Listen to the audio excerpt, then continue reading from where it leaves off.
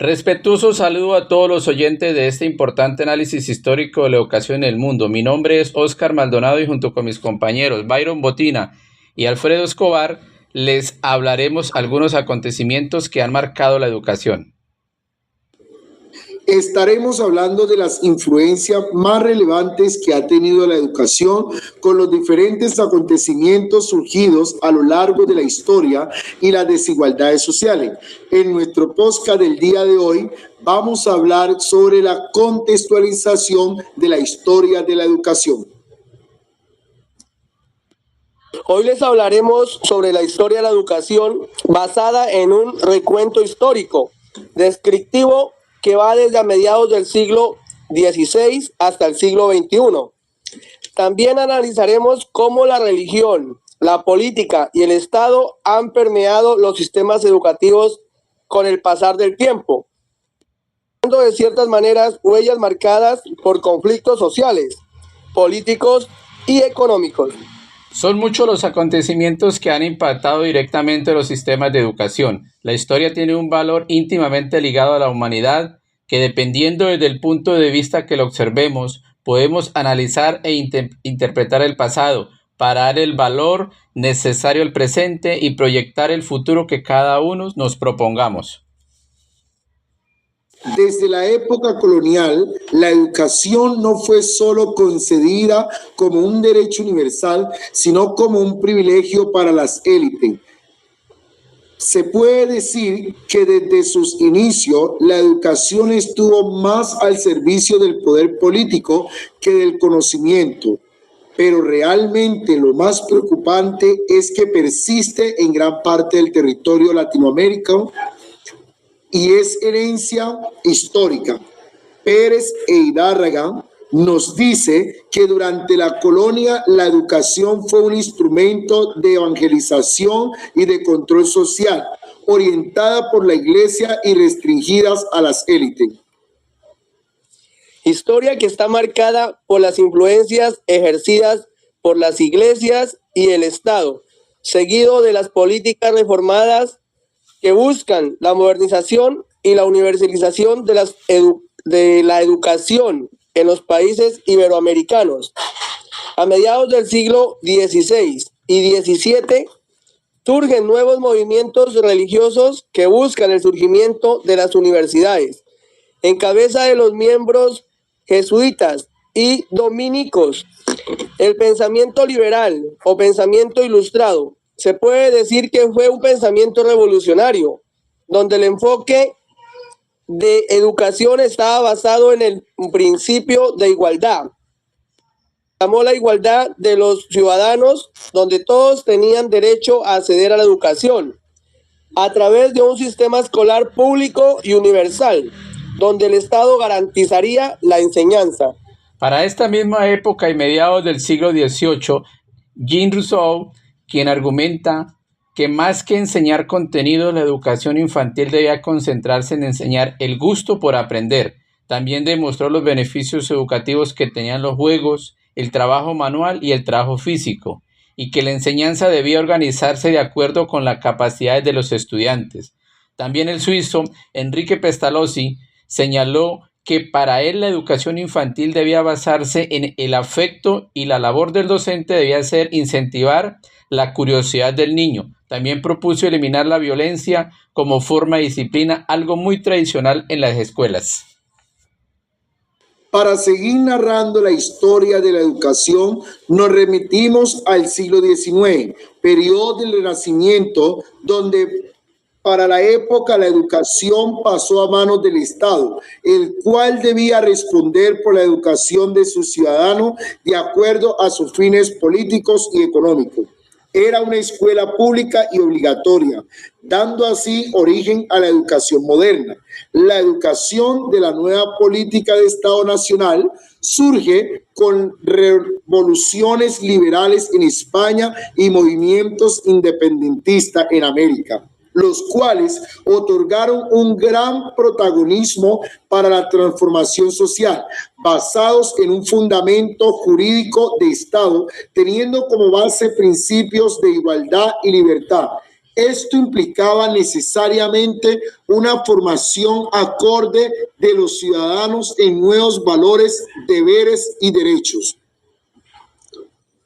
Se puede reconocer que los primeros intentos de la organización pública con referencia a la enseñanza primaria fue delegada a los municipios, los cuales debían sostener las escuelas públicas y asumir el nombramiento y pago de los maestros.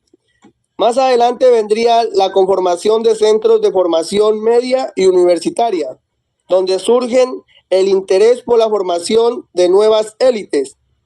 Para los años de 1810 y 1830, aún en medio de los conflictos bélicos, dependencia de algunos países, los múltiples intentos que realizaron para organizar y fomentar este nivel de instrucción pública, salta a la vista la preocupación y el interés de los nuevos dirigentes por crear un nuevo sistema de formación de élites debido a estos esfuerzos asignados propuestos a los municipios para comenzar la enseñanza elemental, creando instituciones públicas de nivel medio denominados nivel de secundaria, que más adelante haría paso a la creación de la educación superior o universidades directamente en Colombia. Sí, compañeros, continuando con la contextualización histórica, podemos identificar grandes problemas estructurales que han persistido a través de la historia y que se deben analizar. Como primera medida, la exclusión estructural por Pérez y de Arraga. Hoy es la brecha de la educación rural y urbana, que sigue siendo una situación bastante notoria, ya que las condiciones de infraestructura, difíciles accesos tanto para docentes como para estudiantes, la falta de comunicación y el acceso a las tecnologías dificultan la permanencia escolar, creando grandes dificultades en el buen desarrollo de la labor docente, siendo notoria la desigualdad y los privilegios educativos según su ubicación geográfica. Como segunda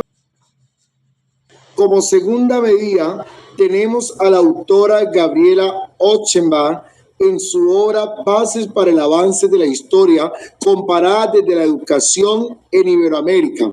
Plantea un innovador concepto para estudiar los sistemas educativos.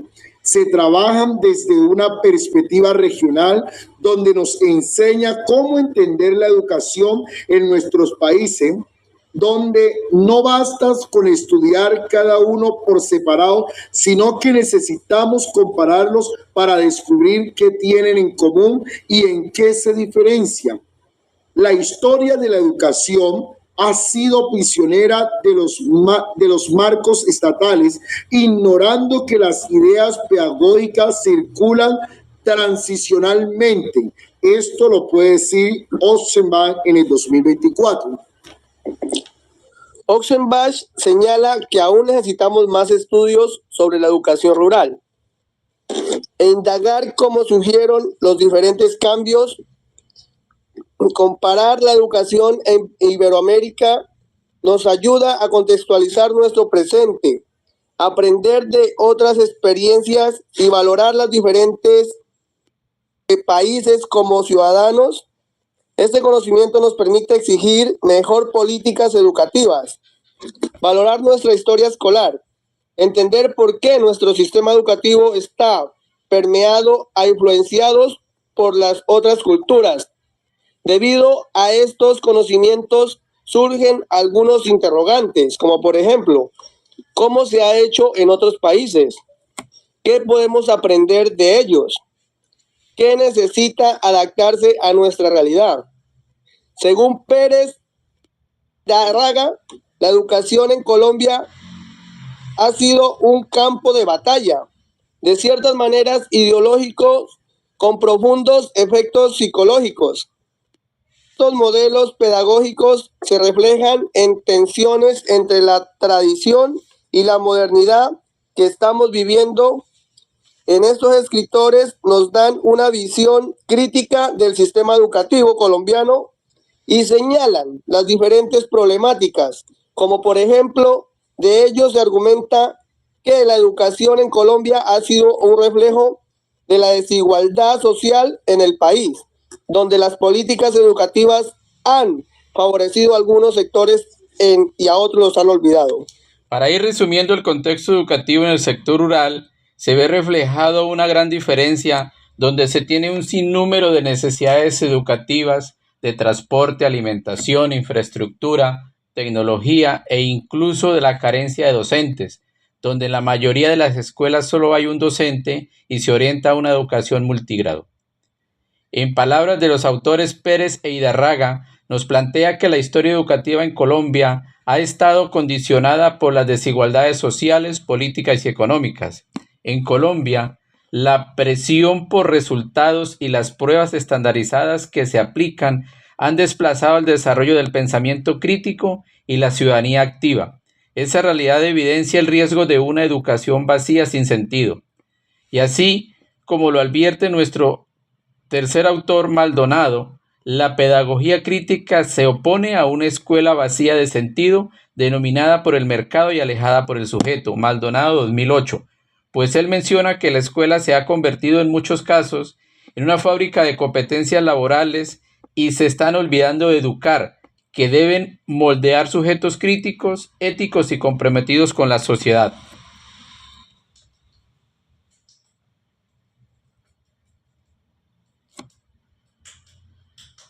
Por otro lado, Maldonado analiza el desencanto pedagógico en Europa en un contexto de tecnocratización de la educación, que básicamente es la búsqueda de racionalización y eficiencia en la gestión pública y privada. Se busca optimizar procesos y maximizar mejor los resultados a través de la aplicación correcta de la tecnología y la experiencia técnica, ya que propone una pedagogía de cierta manera crítica con vías de emancipación. Para ello, la escuela ha perdido su sentido ético y político, pues al volverse un poco funcional al mercado, él plantea la necesidad de una educación que forme sujetos históricos que sean conscientes y más comprometidos con la transformación social. Ochsenbach compara países. Pérez e Idarraga prefiere estudiar una religión específica. Y Maldonado analiza cómo el poder moldea la educación al analizar. Lejos de estos enfoques históricos. En la actualidad, nuestras aulas de clases y lo que se vive a diario en los estudiantes, de cierta manera, aún estamos siguiendo directrices del Ministerio de Educación Nacional, sabiendo que en el contexto educativo son muchas las diferencias existentes según las religiones, las necesidades educativas cambian. La política estatal nos quiere imponer y mostrar la educación como algo que ya está establecido. Diseminar la historia, las costumbres, la cultura y el mismo entorno social en que nos movemos. Sí, compañeros, estos tres autores nos aportan un enriquecimiento y un análisis académico que hemos seguido utilizando hasta el momento y que con mucha seguridad por muchos años más. Aunque en los tiempos pasen, los desafíos seguirán su rumbo, ya que la sociedad cambia de pensamiento sin importar consecuencias. Busca transformar el mundo a causa de lo que sea, dejando de lado la parte humana, espiritual y moral. Educar con conciencia histórica significa formar generaciones que comprendan las raíces de la desigualdad, que cuestionen el orden establecido y que contribuyan colectivamente con alternativas más justas, críticas y humanas. Esto ha sido todo por el día de hoy. Hemos contextualizado la historia de la educación en Iberoamérica con tres miradas fundamentales. La primera, la comparada de Ochsenbach, la psicóloga de Pérez Idarraga y el análisis de Maldonado. Cerramos este episodio con reflexiones. Para cerrar este recorrido por la historia de la educación, citamos a un gran filósofo como lo es Paulo Freire. La educación no cambia el mundo, cambia a las personas que van a cambiar el mundo.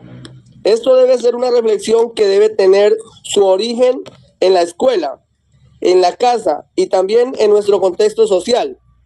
Estimados compañeros, Cada uno de nosotros aportamos ideas y pensamientos y orientamos a nuestros estudiantes a construir un país donde podamos convivir en armonía y libres de todo prejuicio social y político y económico.